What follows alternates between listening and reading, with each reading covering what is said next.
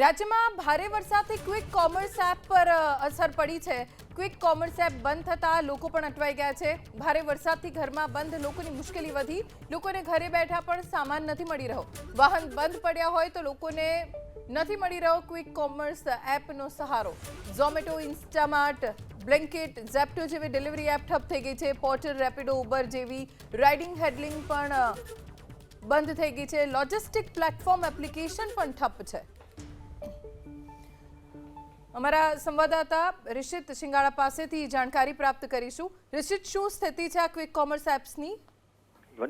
આવા ભારે વરસાદમાં લોકો એક તો બહાર નીકળતા ઓછા હોય છે। એ સમયે ઘરે બેઠા જે ફૂડ ડિલિવરી એપ છે, લોજિસ્ટિક ડિલિવરી એપ છે, એનો વધારે ઉપયોગ કરતા હોય છે। આ સાથે જ ભારે વરસાદથી વાહનો પણ બગડ્યા હોય ત્યારે વ્હીકલ માટે પણ રેપિડો, ઉબર જેવી એપ્લિકેશનનો ઉપયોગ કરવો પડતો હોય છે। પણ આ જ્યાં ભારે વરસાદની સ્થિતિ છે ત્યાં સંપૂર્ણ ઠપ થઈ ગઈ છે। કોઈ ફૂડ ડિલિવરી એપ છે કે લોજિસ્ટિક કોઈ પણ સામાન ઘરે બેઠા ક્યાંય મોકલાવવો હોય કે મગાવવો હોય તો લોકોને એમાં નથી મળી રહ્યું અને એક જગ્યાએથી બીજી જગ્યાએ જવા માટે પણ રેપિડો, ઉબર જેવી આશા હોય છે કે વાહન બગડ્યું હોય તો ત્યારે એનો ઉપયોગ કરાશે, પણ એ પણ નથી થઈ રહ્યું। એટલે સંપૂર્ણ આ બધી એપ ઠપ થઈ ગઈ છે। આભાર રિશિત, જાણકારી આપવા માટે।